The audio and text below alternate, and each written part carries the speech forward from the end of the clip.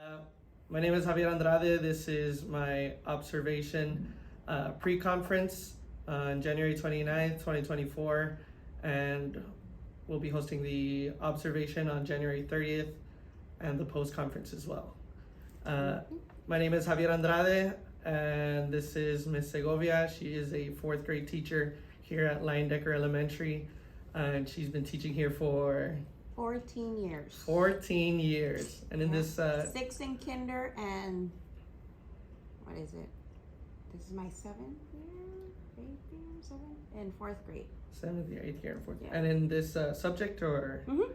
All language arts. Okay. So could you tell me about this lesson that I'll be observing as far as the objective and maybe any teaks that it might be associated with? Okay, well, the lesson that I am going to be teaching is going to be passages, since now we're half the year. STAR is almost here, so we're going to be working on passages, revising. The one that I'm doing is on revising.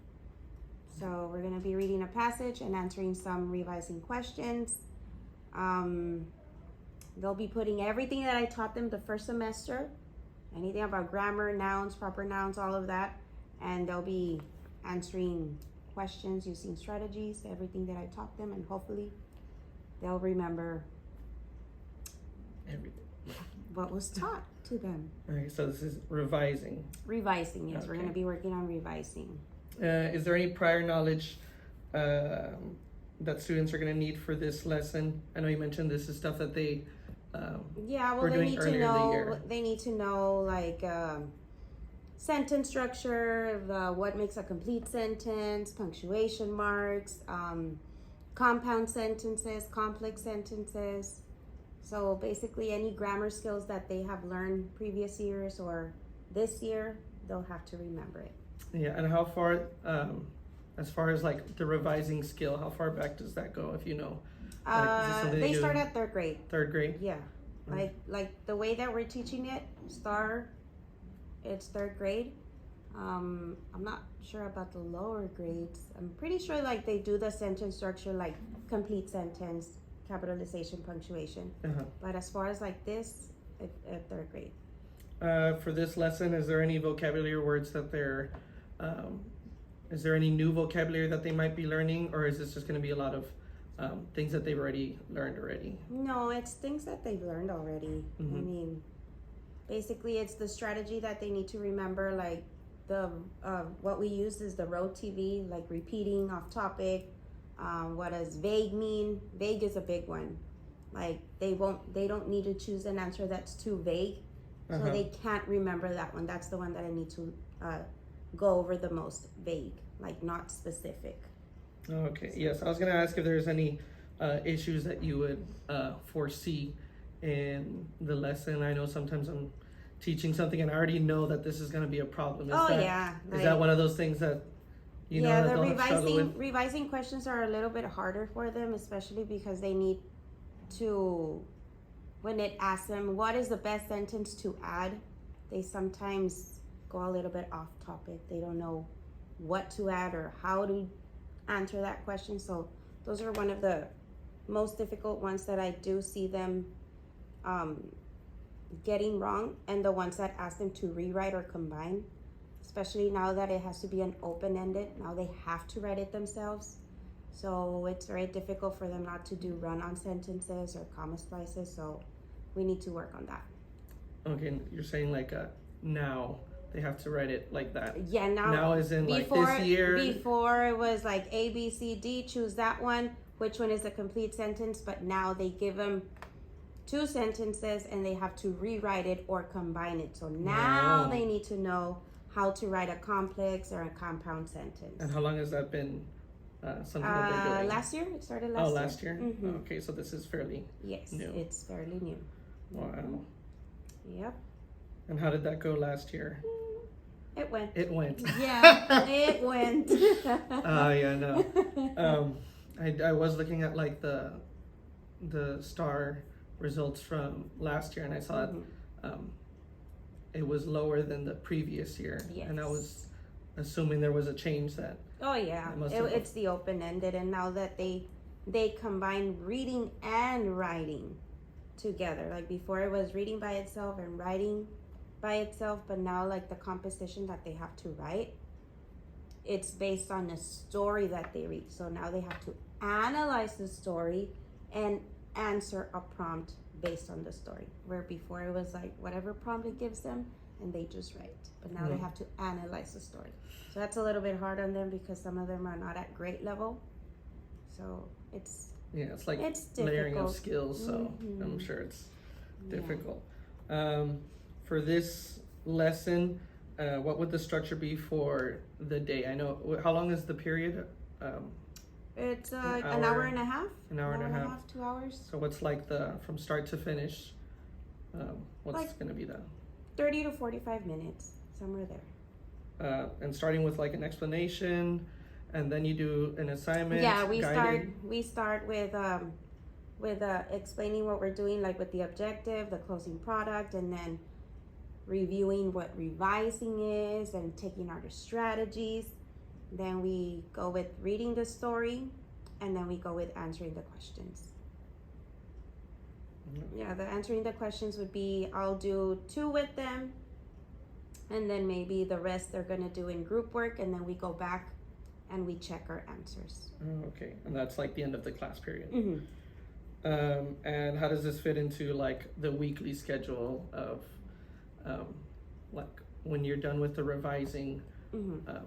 structure? Like when did you start revising? Was this something you started yesterday, last week, or?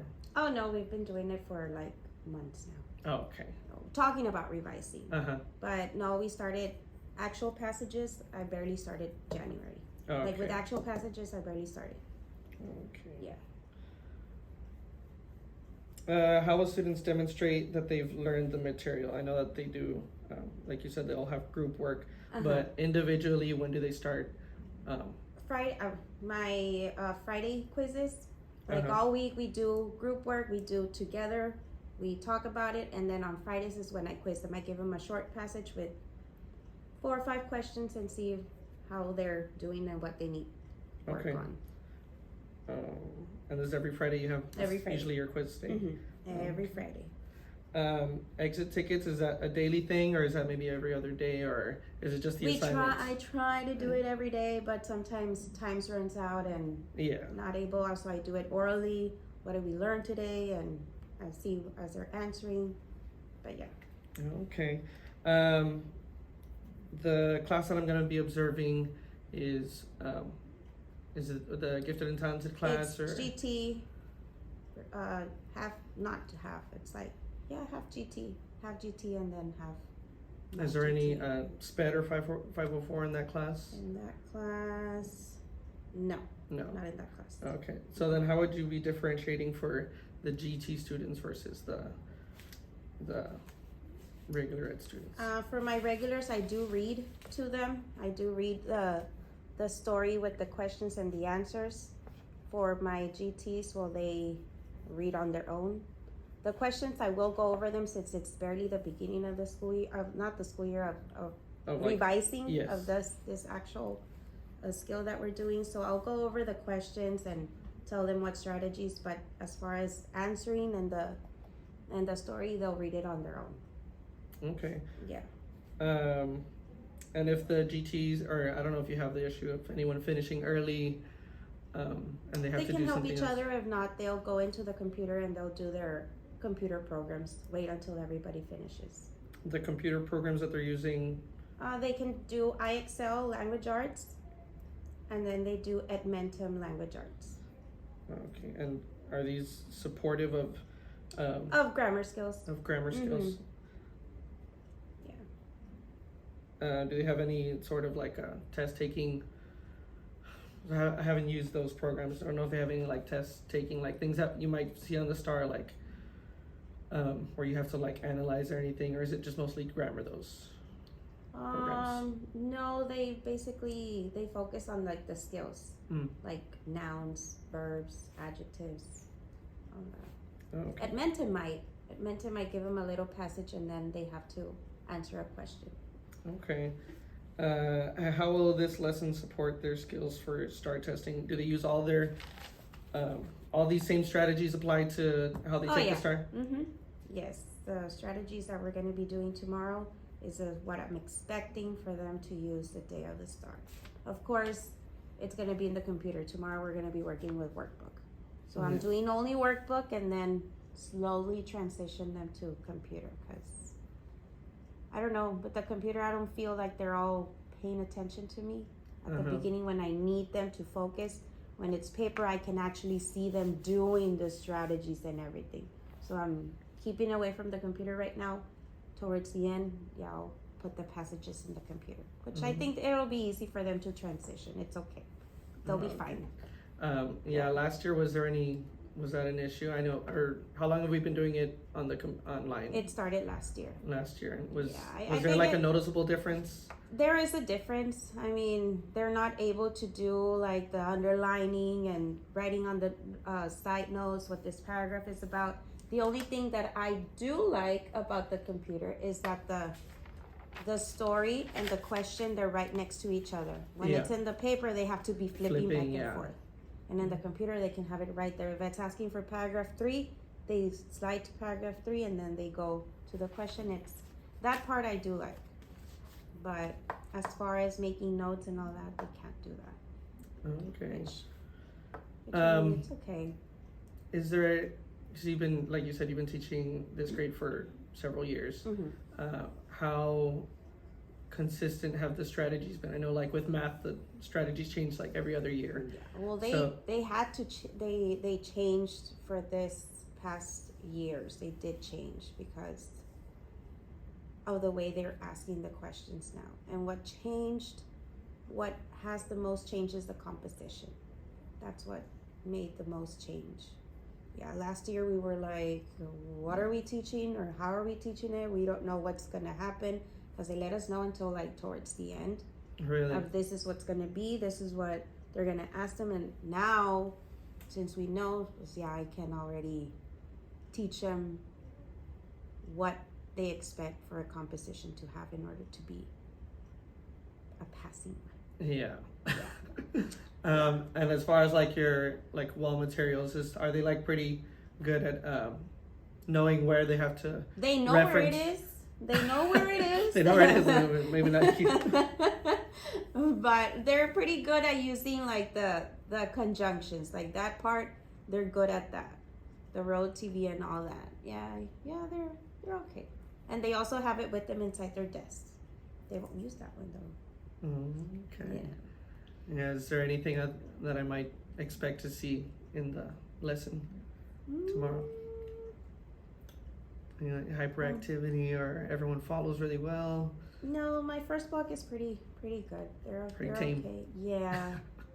You might see one of them falling asleep though. Oh, okay. Yeah, one of them might be falling asleep. It's too early for him. Yeah. Well. Yeah. You never know. Things are what they are sometimes, right? Yeah, I know. Okay. But other than that, it's gonna be a good bunch. Okay.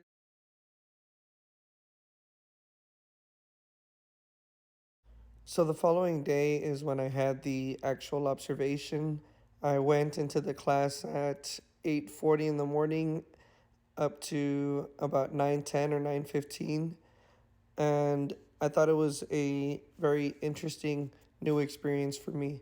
Prior to the observation and also prior to the pre-conference, I met with my principal to discuss some strategies and some things that I should be looking for during the observation.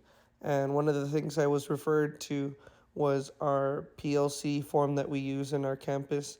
And on this form, it has a few areas that need to be covered, such as what is the objective, what will be the closing product, what the teacher will use for differentiation, and things like that that help me to figure out what questions I would be asking for the pre-conference as well as what I would be looking for during the actual observation.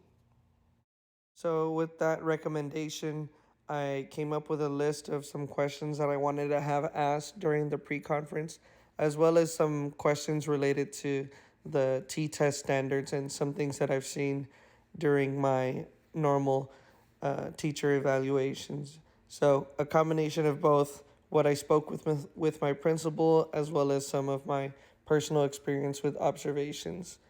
And I thought the list was uh, good at capturing some of the things that we would be seeing throughout the lesson, and it helped me to know what I would be looking for in advance. So when I went into the observation, I already knew what to look for, as well as some things that I wanted to see addressed. Mostly, I wanted to see how well the lesson that was described in the pre conference would translate into what I would see during the observation. And I discussed it in the post conference with the teacher that a lot of the things were very similar. Some things that we talked about prior are the things that I got to see during the lesson. When the selection tells us if we are going to fix, correct, or edit, what are we going to be thinking of? Cups. Cups. What is the C for? Capitalization. We're either going to uppercase a lowercase or capitalize a lowercase. U is for? Usage. Usage. Did they use the correct word? P is for? Punctuation. Meaning that we are either going to add or we're going to delete, Santiago, a punctuation mark, right? Then S is for? Spelling. These are your spelling patterns. And we are able to use a what? Dictionary. And then the last S is for? It's when the question asks us, what is the correct way to write? And remember, we're going to be using our pattern box to look for one of our 4 sentence patterns. If you flip it to the other side, if the selection asks us to revise, it is important for us to remember our row TV. What does this mean? Are we going to be choosing one of these answers? No, it says do not choose an answer if. What is the R for? Repeat. We're either repeating the same word over and over, and, or they are repeating the same sentence. O is for? Off topic. Off topic. W is? Yeah, when you read the sentence and it sounds weird, we don't choose that one. Your T is for? Go away, especially if it has I. I am going to write about, or I am going to tell you. Are we included in the story? No, we're not. And if an answer begins with and. Remember, we never start a sentence with and. Not in 4th grade. Okay, B is for vague. What does that mean? That the answer is not being specific or clear. They're basically our what? Pronouns. Which ones are our pronouns? Yesterday we worked on them on the DOL. He, she, it, they, them, okay, it, stuff, things. Those we want to change them into something more clear. Now, if the question asks us, what is the best way to combine, revise, rewrite, what do we have to remember? The pattern box. Always look for your fanboys, your wabusis, your commas, your periods, and then you label to make sure that we are looking for one of these patterns. Do we want to choose a run-on? No. Comma splice? No. Fragment? No. No, we do not. Okay, so are you ready? Yes. Okay, we are on page 116. Everybody there? Yes. Okay, first thing that we do we read the story? No. No, we have to read the little introduction at the top to see what the story is about and what kind of strategies we are going to be doing. So it says, Maria started writing this story about a class pet. Read Maria's story and look for corrections and improvements she should make. Then answer the questions that follow. Okay, what is this story about? It's about a class pet. So, how I recorded this observation portion, just to clarify, I came in at 8:40, as I mentioned, and they were finishing up with a computer assignment. I set up my tripod and camera, but before the guided instruction began, I took some time to walk around the classroom, get familiar with some of the materials that were on the walls, as well as how the classroom setup, as far as the desks, affected the classroom environment. I wanted to see how they were able to see the board, which they would be using for a majority of the lesson, and just took some time to see how the students were interacting. So I had my tripod and camera recording, but I didn't want to start this portion with just an empty desk. So I kind of cut that portion from the video. Also, with the way that the class is set up and with the way that the teacher was going to be monitoring in a sort of circular fashion around the desks, I didn't want to risk having students coming out in the video. So I mostly recorded just my portion of the video. You might see some students that are moving some things around with the computer in the background. But for the most part, I just was able to capture myself without risk of capturing students. In general, I thought it was a very interesting experience for myself. I've been teaching for 5 years, so observations are nothing new to me. But of course, an observation from the administrative perspective was a little bit different to what I'm used to. Um, the beginning of the observation, I felt like I was torn between what I should be paying attention to. On one hand, I wanted to see how the natural classroom environment was present. On the other hand, I wanted to pay attention to the strategies that the teacher was using, whether they were active or passive strategies, and how that affected the classroom. On the other hand, I'm looking at what the students are doing and who's paying attention.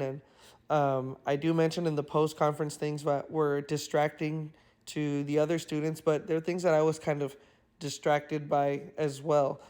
Um, and then, of course, I'm also paying attention to the questions that I had asked during the pre conference and seeing how that translated.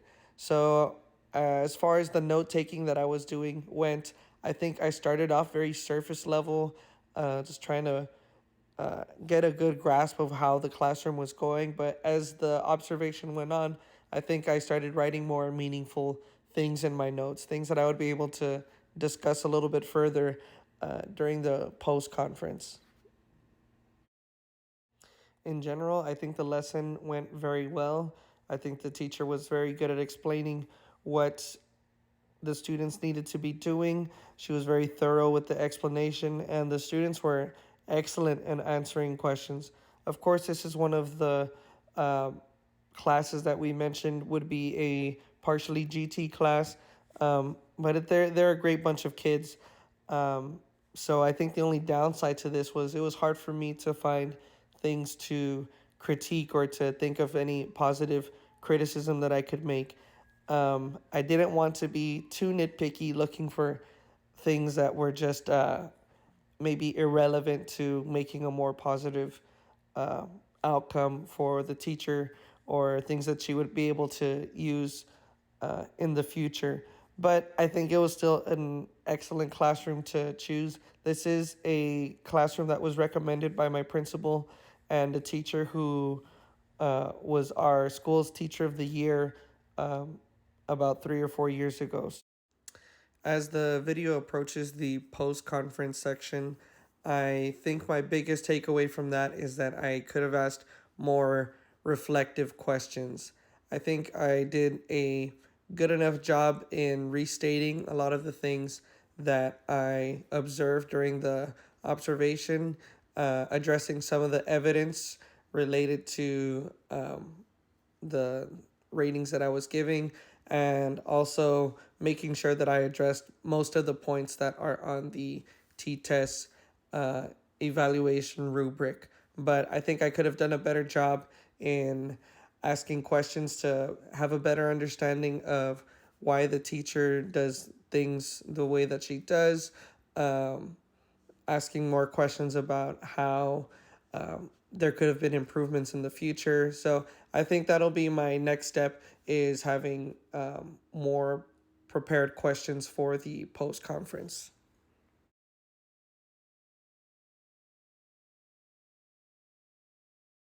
In general, how do you think the class went? We're pretty good. I think it was smoothly. The kids were responding. They knew where everything was. They answered really well. They remember their strategies. I think it went pretty good. Does that feel like a typical class day, or were they better than usual? Or I mean, is for that- my class, for my first block, my homeroom, yes. Okay. With my other two blocks, it takes them a little while. A little So- bit more thinking, like understand why they're not choosing that answer, why it's incorrect. So, Okay. I wrote down some notes about some things I've observed, and if you want to clarify or explain or just respond to anything, that should be fine. So with the planning part, I thought it was, in general, I think the lesson went smooth, like you said. I thought it was very easy to understand. I put that the lesson was aligned with STAR prep. I mean, like you mentioned, it was strategies and things that they're going to be using when they take the STAR. And I think it was clear that they've done this before because a lot of them were very familiar. The strategies were very clear, even as someone who doesn't really do a lot of English language arts. I feel like I was able to understand good. fine. So and it just felt like an easy to understand lesson, especially for them, which should be familiar. Of course, you're familiar with students. You called on everyone that you called on their names. I mean, it's the second half of the year, so you can expect it. But I mean, it felt very familiar. Everyone really knew everyone else's names. Everyone was familiar with the classroom. Everyone knew where things were.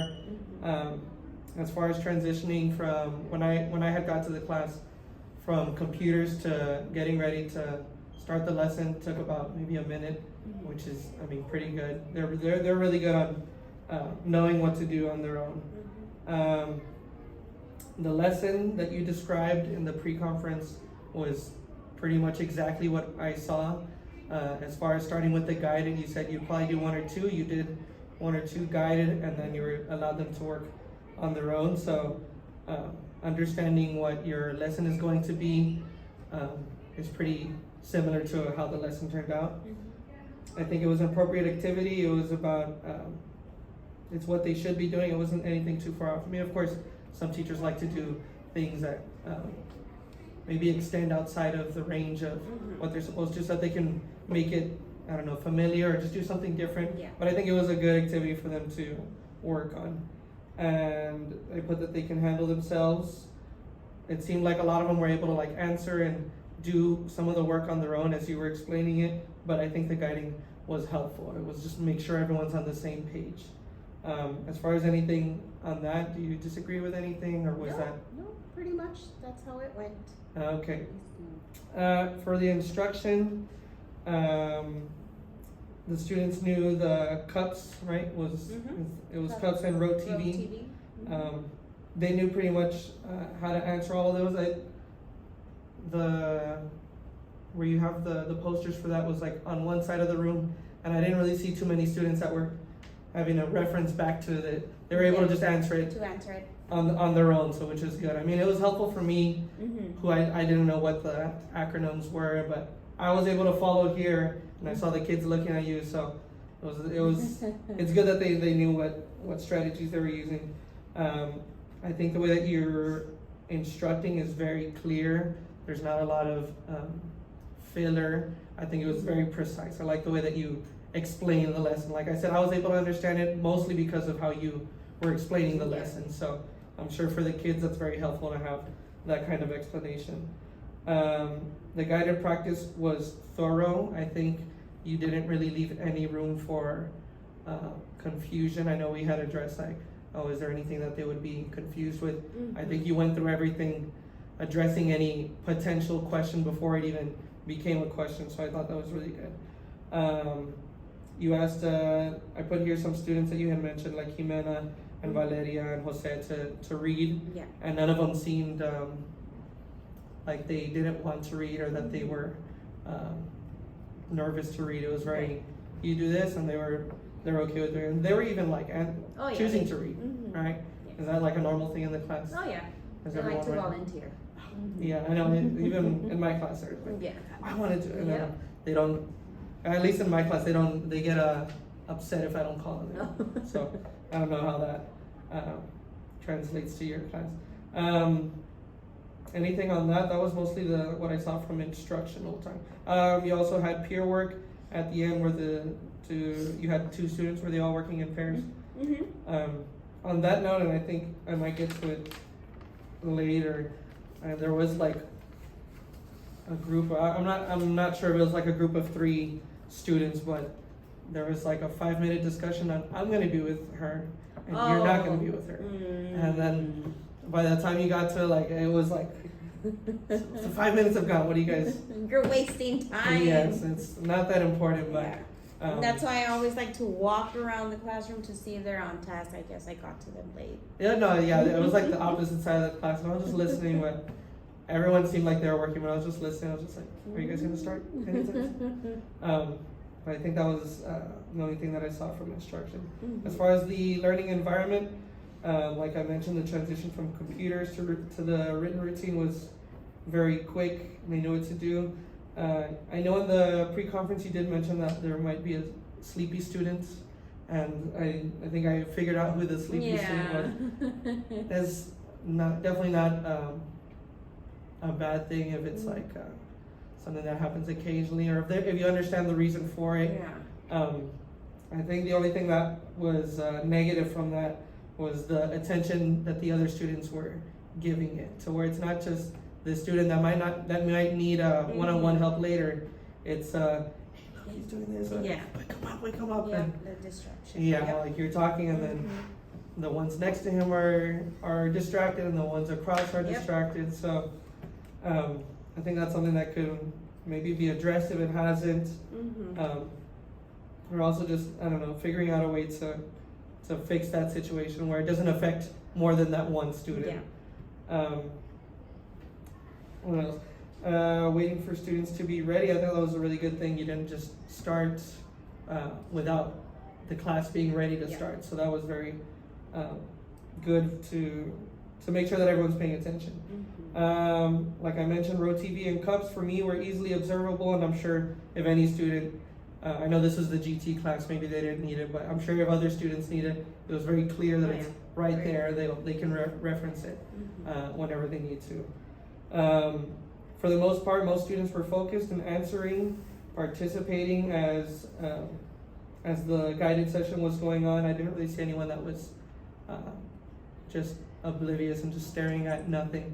Yes, like I mentioned with the distraction, they would look away, but they always just went back to Yeah. focusing on the lesson. Most students I stood up to just see what they were doing, just to make sure everyone was actually following the strategies, because it does look like a lot of referencing Right, something, finding something, and when I looked at everyone's papers, everyone I saw was following along. I did see that the dates. I don't know. I if the know, date, they yeah. already called me out on that. Like, good observance right there. Yeah. Extra points for you. I know. Extra points for me. Editing, I'll take. revising, good job. I did see that. I think I wasn't looking too much at trying to look for anything wrong, but that was something that Yeah. that caught my eye. When you went into the observing part after the guided part, you were walking around, monitoring. As you mentioned, after you do the guided, you'll walk around and see that. So I was able to see that. I think the way that you were approaching the one-on-one, where you took time to talk to certain students, was encouraging. It didn't sound like you're just like, check it again, or anything negative. It was very positive, and I think if that's how you interact with all the students, then I'm sure they don't feel nervous or they feel stressed about that. And it seems like the last point is that it seems like level 1 or 2 volume was okay in that class. I don't think anyone was distracted by anyone else's talking, or there was no shouting or anything. So Yeah. I think the just learning environment was very good. I thought it was very easy to be in the class and be able to learn without too much distraction. That's good. Anything else? Anything you disagree with? No, No. pretty much right on point. It's exactly how it went. Well, again, thank you for Yes, letting of me course, observe the of class. I thought it course. was a really good lesson, a really good class, so I thought it was very insightful for me.